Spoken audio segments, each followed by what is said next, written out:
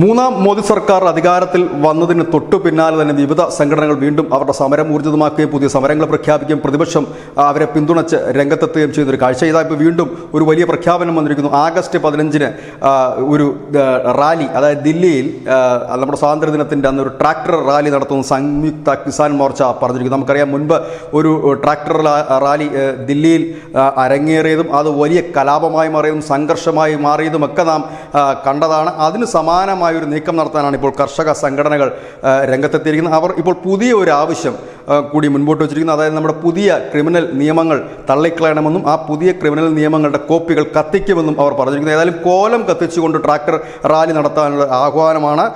ദില്ലിയിൽ മാത്രമല്ല, വിവിധ സംസ്ഥാനങ്ങൾ അത്തരം റാലികൾ നടത്തുമെന്നാണ് പറഞ്ഞത്. അതായത് സംഘർഷഭരിതമായ ഒരു അന്തരീക്ഷം രാജ്യത്ത് സൃഷ്ടിക്കുക എന്നുള്ളൊരു ഉദ്ദേശവുമായിട്ടാണ് ഈ ട്രാക്ടർ റാലി. അതായത് ഓഗസ്റ്റ് 15-ന് വീണ്ടും ആ പഴയ ദില്ലി ട്രാക്ടർ റാലിയുടെ ആ ഒരു അനുഭവത്തിൻ്റെ വെളിച്ചത്തിലാണ് പോലീസും ഒപ്പം തന്നെ സർക്കാരും ജാഗ്രതയോടെ ഈ റാലിയെ കാണുന്നത്. മറ്റൊരു ഡിമാൻഡ് കൂടി ഇവർ വെച്ചിരിക്കുന്നത് ഈ ഹരിയാന അതിർത്തി പൂർണ്ണമായി തുറന്നു കൊടുക്കണമെന്നും പോലീസിനെ പിൻവലിക്കണമെന്നും ഒക്കെയാണ്. ഏതായാലും വരും ദിവസങ്ങൾ എന്തൊക്കെ സംഭവിക്കുമെന്ന് കാത്തിരുന്ന് കാണേണ്ടി വരും. നിലവിൽ ഈ കർഷക സംഘടനകൾ ആഗസ്റ്റ് 1 മുതൽ വിവിധ സംസ്ഥാനങ്ങളിൽ മഹാപഞ്ചായത്തുകൾ വിളിച്ചുകൂട്ടിക്കൊണ്ട് സമരത്തിനുള്ള മുന്നൊരുക്കം നടത്തുന്നുണ്ട്. News desk news India Malayalam.